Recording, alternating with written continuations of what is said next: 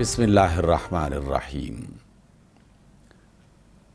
ہم دین اسلام کے بارے میں جب بھی بات کرتے ہیں تو مختلف قسم کی غلط فہمیاں ہمارے ذہنوں میں ڈال دی گئی ہیں۔ کچھ لوگوں نے اس دین کو مختلف حصوں میں تقسیم کر کے انسانی زندگی کو خانوں میں بانٹ دیا۔ کچھ لوگوں نے اس دین کو صرف آخرت کے ساتھ جوڑ دیا۔ تو اس اعتبار سے جب ہم دین کے بنیادی سورس کی طرف توجہ کرتے ہیں اور اسے پڑھتے ہیں، جو اصل میں قرآن مجید اور جن پر یہ قرآن نازل کیا گیا رسول اللہ صلی اللہ علیہ وسلم کی ذات گرامی، تو یہ بات بالکل واضح ہمارے سامنے آتی ہے کہ دین اسلام کا تعلق ہماری اسی دنیا سے ہے اور اسی زندگی سے ہے جس میں ہم جی رہے ہیں۔ ہماری سانس کی آمد و رفت جاری ہے، دل کی دھڑکن موجود ہے، ہم چل پھر رہے ہیں، کام کرنے نہ کرنے کا فیصلہ ہمارے اختیار میں ہے۔ اس لیے کہ اللہ رب العزت نے جو دین ہمیں عطا کیا ہے، یہ صرف جنت کمانے کے لیے نہیں ہے، بلکہ اس دنیا کی زندگی کو ایک بہتر اور اچھی زندگی بنانے کے لیے ہے۔ جس شخص نے بھی ایمان قبول کرنے کے بعد اس دنیا کی زندگی کو بہتر بنایا، اپنی ذات کے لیے، اپنے ساتھ وابستہ مختلف خاندان کے گھر کے مختلف افراد کو، ان کے لیے، اپنے اہل محلہ کے لیے، اپنے معاشرے کے لیے، تو حقیقت میں اسی کی آخرت خود بخود سنورنے لگے گی اور وہ بہتر ہو جائے گی۔ جس کی اس دنیا کی زندگی بہتر نہ ہو سکی، نہ وہ اپنی ذات کا بھلا کر سکا، نہ اپنے خاندان والوں کے ساتھ اچھا رہ سکا، نہ اپنے پاس پڑوس کے لوگوں کے ساتھ بہتر برتاؤ کر سکا، تو وہ اگر یہ گمان کرتا ہے یا یہ خیال رکھ رہا ہے کہ اس کی آخرت بہتر ہو جائے گی، تو وہ ایک طرح کے وہم میں مبتلا ہے، وہ غلط فہمی میں مبتلا ہے۔ اس لیے اللہ رب العزت نے قرآن مجید میں ایک بار نہیں 20 بار یہ بات فرمائی کہ لوگو، ہم نے تمہیں ایک انسان سے پیدا کیا، پھر اس انسان کا جوڑا بنایا اور پھر تمہارے درمیان ایک اچھی زندگی پیدا کرنے کے لیے محبت کا اور مہربانی کا جذبہ پیدا کیا۔ یہ لفظ میں جو استعمال کر رہا ہوں، محبت کا جذبہ اور مہربانی کا جذبہ، یہ بھی اللہ تعالیٰ کی تخلیقات میں سے ایک تخلیق ہے، کیونکہ ہم عام طور پر مختلف حیوانات کو، جمادات کو، انسانوں کو، چیزوں کو دیکھ کر اسے اللہ کی مخلوق سمجھتے ہیں، حالانکہ وہ ایک بدن رکھنے والی، جسم رکھنے والی، ظاہر میں نظر آنے والی چیز ہے۔ صرف وہی مخلوق نہیں ہے، بلکہ احساسات کا تعلق، جذبوں کا تعلق، شعور کے ساتھ جو چیزیں جڑی ہوئی ہیں، یہ بھی اللہ تعالیٰ کی بنائی ہوئی اور اس کی تخلیق کردہ ہیں۔ جہاں چاہتا ہے اللہ تعالیٰ اس کو بناتا ہے اور جہاں چاہتا ہے اس کو ختم کر دیتا ہے۔ اس لیے آج کی اس ملاقات میں سب سے بنیادی سوال اپنے آپ سے یہ کرنا ہے کہ دین کا تعلق اس دنیا سے ہے یا صرف آخرت سے ہے؟ تو ہمیں اللہ اور اس کے رسول بتاتے ہیں کہ دین کا تعلق اس دنیا سے بھی ہے اور آخرت سے بھی ہے۔ وہ دعا جو سب سے زیادہ پڑھی جاتی ہے، جس کے بغیر کوئی نماز مکمل نہیں ہوتی، جس کے بغیر کوئی ایک طواف بھی پورا نہیں ہوتا، وہ دعا ہے ربنا آتنا فی الدنیا حسنہ وفی الآخرۃ حسنہ وقنا عذاب النار۔ اے ہمارے رب، ہماری دنیا کی زندگی کو بھی بہتر بنا دے اور ہماری آخرت کو بھی بہتر بنا دے اور ہمیں آگ کے عذاب سے محفوظ کر دے۔ دنیا کی زندگی کیسے بہتر ہوگی؟ اس اعتبار سے ہم اگر انسانی زندگی کا مطالعہ کریں اور پھر رہنمائی حاصل کرنے کے لیے قرآن مجید کی طرف اور رسول اللہ صلی اللہ علیہ وسلم کی حیات طیبہ کی طرف دیکھیں تو 2-3 چیزیں بڑی نمایاں طور پر نظر آتی ہیں۔ پہلی بات کہ بدنی طور پر، جسمانی طور پر یقیناً ہم انسان بنائے گئے، لیکن جو جذبے، احساسات، ہمارے شعور کی مختلف کیفیات ہیں، یہ دیگر مخلوقات سے بہت مختلف ہیں، کیونکہ جسمانی اعتبار سے ہی اگر دیکھا جائے تو معمولی سے اختلاف میں انسانوں اور حیوانات میں بہت ساری چیزیں مشترک نظر آنا شروع ہو جاتی ہیں، کھانے پینے کے حوالے سے، سونے جاگنے کے حوالے سے، تکلیف اور راحت کو حاصل کرنے کے اعتبار سے، آرام کرنے کے اعتبار سے، یہ چیزیں ہم میں اور حیوانات میں مشترک ہیں۔ اس وجہ سے اللہ رب العزت نے جو جسمانی نظام ہے اس کو ایک خاص انداز میں تخلیق کیا، لیکن انسان چونکہ منفرد مخلوق ہے، اس کا حساب کتاب ہوگا، اس کی جزا سزا کا فیصلہ ہوگا، تو اس وجہ سے کچھ الگ سے منفرد انداز کی کچھ چیزیں انسانوں کو عطا کر دی گئی ہیں۔ مثلا آپ غور کیجئے کہ جتنے بھی جانور ہیں دنیا میں، پرندے، حشرات، ان کی پہچان صرف اور صرف نر اور مادہ کی بنیاد پر ہوتی ہے۔ کہا جاتا ہے کہ یہ نر ہے، میل ہے، اور یہ مادہ ہے، یہ فیمیل ہے۔ جانوروں کی دنیا میں رشتوں ناتوں کا کہیں تذکرہ نہیں ہوتا۔ ہاں، انسان خود محض اپنی پہچان کے لیے اور اپنے آپ کو معلومات فراہم کرنے کے لیے بعض اوقات یہ تذکرہ کر دیتے ہیں کہ یہ جانور فلاں نسل سے تعلق رکھتا ہے، یا یہ پرندہ فلاں نسل سے تعلق رکھتا ہے، لیکن اس سے زیادہ کوئی اور تعارف پیش نہیں کیا جاتا۔ جبکہ انسانوں کے بارے میں ہمیں جو تصور دیا گیا کہ تم محض مرد اور عورت نہیں ہو، نر اور مادہ نہیں ہو، بلکہ تمہارے تعلق کو ہم نے رشتوں کی بنیاد پر دنیا میں پہچان کا ذریعہ بنایا ہے۔ اس وجہ سے ایک مومن کو پہلی نگاہ جو عطا کی، اس نگاہ کے ساتھ وہ احساس خود بخود جاگ جاتا ہے۔ میں جب کسی عورت کو دیکھتا ہوں تو عورت کو دیکھتے ہی میرا علم، میرا خیال، میرا احساس، میرا شعور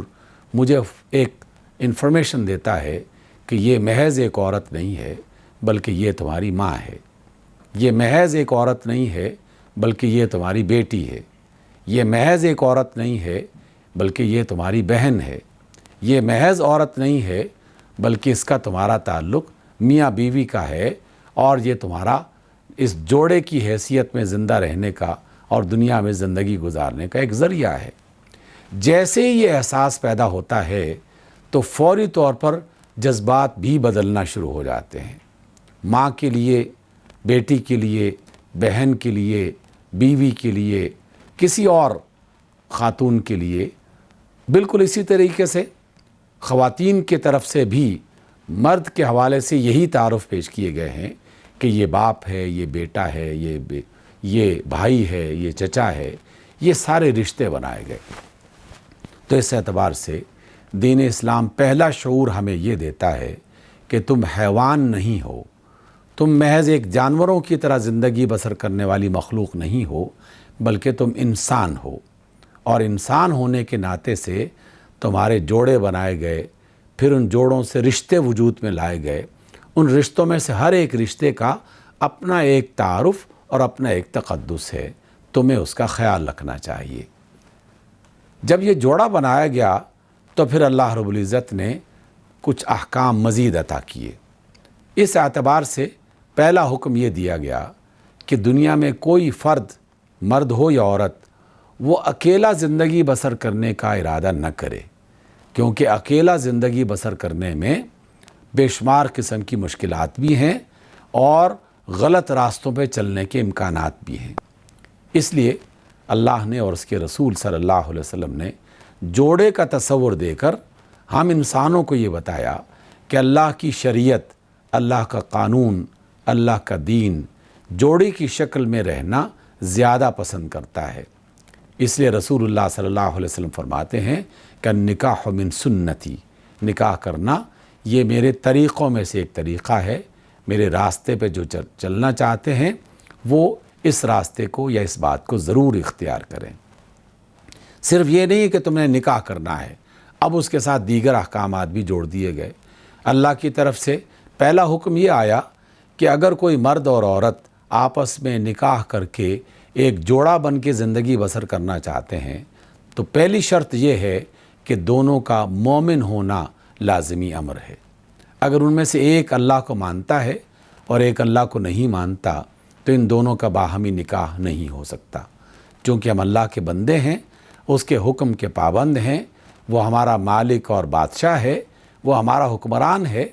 تو اس لیے دنیا میں جزا اور سزا کا فیصلہ محض اس بات پر ہے کہ کون اللہ کی بات کو مان کر اسے تسلیم کرتا ہے اور کون اس کی بات کو تسلیم کرنے سے انکار کرتا ہے۔ دنیا میں لاکھوں انسانوں نے اللہ کی بات کا انکار کیا اور انہوں نے باہمی مل جل کر رہنے کا فیصلہ کیا اور کہا کہ ہم یہ والے رشتے اور یہ جو تعارف ہیں، ہم ان کی کوئی حیثیت ہمارے ذہن میں نہیں ہے اور ہمیں ان کی کوئی پرواہ نہیں ہے۔ اللہ تعالیٰ نے یہ پہلی شرط لگائی کہ اگر کوئی شخص میاں بیوی بن کے نکاح کر کے زندگی بسر کرنا چاہتے ہیں تو ایمان پہلی شرط ہے۔ اس لیے کسی مومن کو کسی کافر عورت سے یا کسی کافر مومن عورت کو کسی کافر مرد سے شادی کرنے کی اجازت نہیں ہے۔ دوسری بات، ایمان کے بعد وہ جو رشتوں کا ایک تقدس اللہ تعالیٰ نے متعین کیا، اس کو پیدا کیا، اسے محرم اور نامحرم کی شکل میں متعارف کروایا گیا ہے۔ تو اس اعتبار سے اللہ تعالیٰ نے باقاعدہ اپنے قرآن مجید میں ایک ایک رشتے کا نام لے کر یہ واضح کر دیا کہ اس کے ساتھ تمہارا نکاح نہیں ہو سکتا، اور یہ خود بخود اس کا مطلب یہ نکلے گا کہ جب ان کے سے نکاح نہیں ہو سکتا، وہ سارے رشتے اگر ہم جان جائیں تو ان کے علاوہ باقی سب سے نکاح ہو سکتا ہے۔ مثلا پہلے باپ کے حوالے سے بیان کیا گیا کہ اگر باپ کی جو بہن ہے تو اس کے ساتھ تمہارا نکاح نہیں ہو سکتا، ماں ہے تو ماں کی بہن اس کے ساتھ نکاح نہیں ہو سکتا، پھر اس کے ساتھ ماں باپ کے ساتھ تمہارا تعلق جو ہے تو تمہارا ان کے ساتھ جو تعلق ہے وہ ایک اور زاویے سے بھی ظاہر ہوتا ہے کہ کوئی نہ کوئی تمہاری بہن ہوگی، کوئی نہ کوئی تمہارا بھائی ہوگا، تو بھائی سے بھی نکاح نہیں ہو سکتا اور بہن سے بھی نکاح نہیں ہو سکتا۔ پھر اس رشتے کو مزید آگے پھیلا کر پھر بیٹی کا تذکرہ آتا ہے، اور پھر بہن کی بیٹیوں کا تذکرہ آتا ہے، اور پھر اسی طریقے سے مختلف بھتیجی کا اور بانجی کا، اور اس حوالے سے ان کا تذکرہ آ جاتا ہے۔ پھر ان خواتین سے کہ جن سے کسی شخص کے باپ نے شادی کی ہو تو ان کا تذکرہ آ جاتا ہے۔ تو یہ باقاعدہ پوری تفصیل کے ساتھ قرآن مجید میں ذکر کیا گیا کہ ان رشتوں سے تمہارا نکاح نہیں ہو سکتا۔ اس میں اس کی تفصیلات قرآن مجید کی آیات میں تلاش کی جا سکتی ہیں۔ تیسری بات کہ جب بھی کوئی شخص نکاح کرنا چاہتا ہے اور ایک اچھی زندگی بسر کرنا چاہتا ہے تو اللہ رب العزت نے سورہ روم میں یہ بات ارشاد فرمائی کہ ہم نے ایک اچھی زندگی بسر کرنے کے لیے تمہارے اندر دو جذبے پیدا کیے ہیں۔ ایک جذبے کا نام ہے محبت اور دوسرے جذبے کا نام ہے مہربانی۔ اگر کسی جوڑے کو یہ دونوں ہی میسر آ جائیں تو یہ اللہ تعالیٰ کی عنایت اور اللہ تعالیٰ کی خاص مہربانی ہے۔ محبت بھی ہو اور رحمت اور شفقت بھی ہو تو انسان زیادہ بہتر زندگی بسر کر سکتا ہے۔ لیکن یہ بھی ایک حقیقت ہے کہ دنیا میں انسان جتنے بھی ہیں سب انسان اپنے مزاج کے اعتبار سے، اپنی پسند اور ناپسند کے اعتبار سے دوسروں سے مختلف پیدا کیے گئے ہیں۔ سگے بہن بھائی اپنے مزاج اور اپنی پسند اور ناپسند کے اعتبار سے مختلف ہو سکتے ہیں۔ تو اس وجہ سے محبت کا ہر جگہ اسی معیار پر ہونا یہ کوئی ضروری نہیں ہے۔ ہو جائے تو بہت اچھی بات ہے، لیکن جہاں کہیں اس طرح کا باہمی تعلق قائم نہیں ہو رہا تو پھر مہربانی اور شفقت وہ اس کو مضبوط بنا کے رکھتی ہے اور وہ اس رشتے کو جوڑ کے رکھتی ہے۔ سیدنا عمر بن خطاب رضی اللہ تعالیٰ عنہ کے زمانے میں کسی فرد سے ملاقات ہوئی اور باتوں باتوں میں پتہ چلا کہ اس نے اپنی بیوی کو طلاق دے دی ہے۔ تو عمر بن خطاب نے پوچھا کہ کیوں طلاق دے دی؟ تو اس نے کہا کہ مجھے وہ پسند نہیں تھی۔ تو عمر بن خطاب نے کہا کہ قرآن مجید کا وہ دوسرا حکم وہ کہاں چلا گیا کہ چلو ٹھیک ہے وہ آپ کو پسند نہیں تھی، لیکن مہربانی اور شفقت اور رحمت اور ایک دوسرے کے ساتھ اچھا سلوک یہ کہاں چلا گیا؟ اگر کہیں محبت میں کمی بیشی ہو جائے تو وہاں انسانی ہمدردی، ایک دوسرے کے ساتھ ایک اچھا برتاؤ، جس کی بنیاد پر اللہ تعالیٰ کی رضا کے ملنے کی امید، یہ انسانی رشتوں کو مضبوط رکھتی ہے۔ کسی بھی بات پر اختلاف ہو سکتا ہے، لیکن اس اختلاف کو اگر اس جذبے کی بنیاد پر کم کرنے کی یا ختم کرنے کی کوشش کی جائے تو انسانی زندگی بہتر ہو سکتی ہے۔ تیسری بات کہ جب بھی کوئی دو افراد آپس میں نکاح کرنا چاہیں تو اس کے لیے ایک بنیادی شرط ہے باہمی رضامندی۔ اس کا مطلب یہ ہے کہ دنیا میں کوئی بھی شخص جبر کی بنیاد پر، زبردستی کی بنیاد پر کسی میل اور فیمیل کو آپس میں میاں بیوی نہیں بنا سکتا۔ جیسے ہمارے معاشروں میں ایک عرصے سے یہ رواج چل رہا تھا اور اب بھی کہیں کہیں یہ خرابی نظر آتی ہے کہ میں نے تمہارا نکاح فلاں کے ساتھ طے کر دیا، میں خاندان کا بڑا ہوں یا میں خاندان کی بڑی ہوں، بس تم نے میری بات ماننی ہے۔ شریعت کے اعتبار سے یہ جائز نہیں ہے، اس کو پسند نہیں کیا گیا۔ اس کے لیے جو اختیار ہے، بنیادی اختیار، وہ اس مرد اور عورت کو دیا گیا کہ جن کا باہمی نکاح ہونا ہے۔ اگر کوئی فرد جو میل ہے یا وہ فیمیل ہے، دونوں میں سے کوئی ایک انکار کر دے کہ مجھے یہ رشتہ منظور نہیں ہے، تو اس کے سگے ماں باپ بھی اسے مجبور نہیں کر سکتے کہ تم یہ نکاح لازماً کرو۔ اس لیے کہ جو رشتہ قائم کیا جا رہا ہے، اگر اس میں ابتدائی میں رضامندی شامل نہیں ہے تو باقی زندگی کیسے بہتر گزر سکتی ہے؟ تو یہ تو اختلاف پہلے ہی بنیاد پر پڑ گیا۔ تو اس لیے کوشش ہونی چاہیے کہ نکاح کو باقاعدہ شادی بنایا جائے، اور شادی ہندی زبان میں، اردو زبان میں اور دیگر زبانوں میں خوشی کا ایک جذبہ ہوتا ہے، خوشی کا ایک اظہار ہوتا ہے۔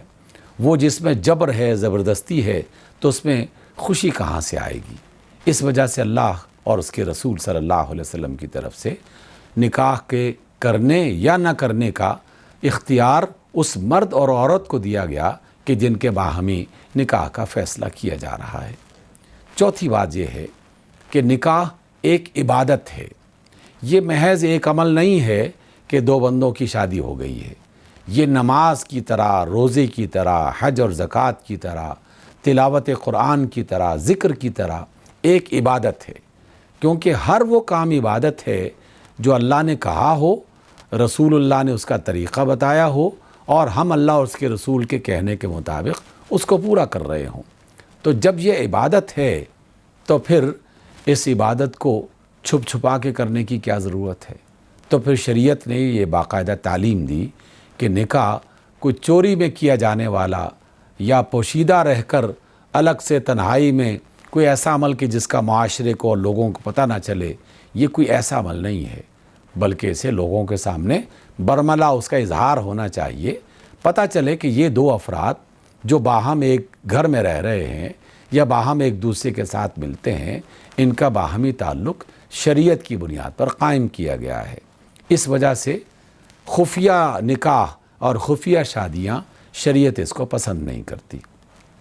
اس وجہ سے اللہ رب العزت نے اپنے رسول کے ذریعے سے جو اس کا طریقہ کار بتایا، وہ طریقہ کار یہی ہے کہ باقاعدہ کسی مجلس میں اس نکاح کی اس عبادت کو پورا ہونا چاہیے، اس کا اعلان ہونا چاہیے، اس میں دو گواہ تو کم از کم ہوں، اور پھر ان دو گواہوں کی موجودگی میں ایجاب اور قبول، وہ جو ایک دوسرے کی رضامندی کا اظہار ہے، وہ جب پورا ہو جائے تو ہلکی پھلکی سی دعوت اس کا اہتمام کر لیا جائے، جس کو عربی زبان میں ولیمہ کہا جاتا ہے، اور یہ لڑکے کی طرف سے، میل کی طرف سے ہوتا ہے۔ اس کے لیے بھی بہت زیادہ کھانوں کی ترتیب اس کا ذکر نہیں ملتا۔ آپ علیہ السلام نے فرمایا چاہے ایک بکری ہی ذبح کیوں نہ کرنی پڑ جائے تو اس کے ذریعے سے بھی ولیمہ ہو سکتا ہے۔ عرب کے اس معاشرے میں کہ جہاں لوگ جانور پالتے تھے، ایک بکری کا ذبح کرنا ایک عام سی اور معمولی سی بات، غریب سے غریب آدمی بھی کم از کم یہ کام کر سکتا تھا۔ تو اس اعتبار سے ولیمہ اور دو گواہوں کی موجودگی میں نکاح، یہ اس بات کی نشانی اور علامت ہے کہ یہ کام اعلانیہ طور پر کیا گیا۔ رسول اللہ صلی اللہ علیہ وسلم کی سنتوں میں سے ایک سنت یہ بھی ہے کہ جب باہمی اس رشتے کا فیصلہ کیا جائے تو خواتین کو باقاعدہ اس بات کی اجازت دی گئی کہ تم اس نکاح کے موقع پر جو بھی حق مہر کے حوالے سے اور اس کے اعتبار سے آپس میں طے کرنا چاہو تم کر سکتے ہو، اس میں بھی کوئی جبر نہیں ہے، اور یہ حق مہر اس خاتون کا حق ہے، اس کو فوری طور پر ادا کرنا چاہیے، نکاح کے موقع پر ہی ادا کر دیا جائے تو یہ بہت بہتر ہے۔ اسی وجہ سے آپ صلی اللہ علیہ وسلم نے یہ ارشاد فرمایا کہ بہترین نکاح وہ ہے کہ جس کا حق مہر آسان ہو، کم ہو۔ ہماری دنیا میں بہت سارے نادان لوگوں کا یہ خیال پیدا ہوا کہ ہم اپنی بیٹی یا اپنی بہن اس کا رشتہ اس بنیاد پر کروائیں کہ بہت بڑی مقدار میں زیادہ بڑا حق مہر لکھوا دیا جائے تاکہ سونے کی زنجیر کے ساتھ یا مال کے اس جبر کے ذریعے سے ہم یہ رشتہ قائم کر سکیں۔ انسانوں کا باہمی محبت کا رشتہ سونے کی زنجیروں سے قائم نہیں رہتا اور مال و دولت کی کثرت سے قائم نہیں رہتا، اس کا تعلق دل سے ہے، انسانی جذبوں سے ہے۔ اس وجہ سے آپ صلی اللہ علیہ وسلم نے اس رشتے کو پسند کیا کہ جس میں حق مہر معمولی سا ہو۔ ایک موقع پر ایک صحابی سے آپ کا آمنا سامنا ہوا، باتوں باتوں میں آپ نے پوچھا صلی اللہ علیہ وسلم نے کہ بھئی تم نے نکاح نہیں کیا، نوجوان آدمی ہو، شادی کرنی چاہیے۔ تو اس نے کہا کہ یا رسول اللہ میرے پاس حق مہر دینے کے لیے پیسہ ہی نہیں ہے، مال و دولت نہیں ہے، غریب آدمی ہوں، تو کہاں سے نکاح کروں؟ تو آپ علیہ السلام نے فرمایا کہ اگر کوئی خاتون اس بات پر راضی ہو جائے کہ جو قرآن مجید تمہیں یاد ہے یا جس کا علم تمہارے پاس ہے، اگر وہ تم اپنی اس خاتون کو علم سکھا دو، وہ قرآن مجید پڑھا دو، اگر وہ راضی ہو جائے تو اس بات پر بھی باہمی نکاح ہو سکتا ہے۔ یعنی اس سے زیادہ آسان کام کیا ہو سکتا ہے؟ اس اعتبار سے ان باتوں کو آسان سمجھتے ہوئے اللہ اور اس کے رسول کی تعلیم کو جاننا چاہیے کہ اللہ کی اور اللہ کے رسول کی مرضی یہ ہے کہ نکاح کا جو عمل ہے اسے آسان سے آسان تر بنایا جائے تاکہ اس دنیا میں رہنے والے انسان جو دو مومن ہیں، مومن مرد اور مومن عورت، مسلمان مرد اور مسلمان عورت، وہ ایک اچھی زندگی بسر کر سکیں اور نکاح ان کے لیے آسان ہو جائے۔ اور اس کے مقابلے میں شیطان جو راستہ دکھاتا ہے بدکاری کا، ناجائز تعلقات کا، اس کو مشکل ترین بنایا گیا، اس کے لیے باقاعدہ سزائیں متعین کی گئیں، اور سزاؤں میں شدت اور سختی برتنے کا حکم ہمیں قرآن مجید سے اور رسول اللہ صلی اللہ علیہ وسلم کی سیرت سے ملتا ہے۔ اچھا معاشرہ وہی ہے کہ جہاں رشتوں کا تقدس، اس کا احساس رکھا جائے، اس کو پامال نہ کیا جائے، اور باہم پاکیزہ زندگی بسر کرنے کے لیے نکاح کو آسان ترین بنایا جائے، اور اس میں ایک دوسرے کا سہارا بنتے ہوئے ایک اچھی معاشرتی زندگی کی بنیاد رکھی جائے۔ جس معاشرے میں گھر کی بنیاد اچھی ہو اور پھر اس کی وجہ سے نسل اچھی بڑھتی ہے اور معاشرہ ایک اچھے رشتوں میں سامنے آتا ہے اور ایک دوسرے کا احترام کیا جاتا ہے۔ اللہ تعالی ہمیں ایک اچھی مومنانہ زندگی بسر کرنے اور ایک دوسرے کے ساتھ محبت کے ساتھ گھر کی زندگی کو برقرار رکھنے کی توفیق عطا فرمائے۔ آمین۔